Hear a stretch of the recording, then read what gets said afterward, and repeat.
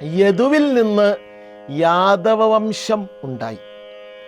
തുർവസുവിൽ നിന്ന് യവനവംശം ഉണ്ടായി. ദ്രുഹ്യുവിൽ നിന്ന് ഭോജവംശം ഉണ്ടായി.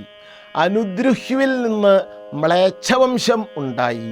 പൂരുവിൽ നിന്ന് പൗരവവംശം ഉണ്ടായി. ഈ പൗരവവംശം പൂരുവംശത്തിലാണ് കൗരവന്മാരും പാണ്ഡവന്മാരും ജനിക്കുന്നത്. അത് നമുക്ക് വഴിയെ കാണേണ്ടതുണ്ട്. അപ്പോൾ യയാതിയുടെ 5 മക്കൾ, ശർമ്മിഷ്ഠയിലുള്ള 3 മക്കൾ ദ്രുഹ്യു, അനുദ്രുഹ്യു, പൂരു, അസുരഗുരുവായ ശുക്രാചാര്യ മകൾ ദേവയാനിയിലുള്ള യദു, തുർവസു, ഇവരിൽ നിന്നാണ് വംശപരമ്പര ഭാരതത്തിൽ ആരംഭിക്കുന്നത്.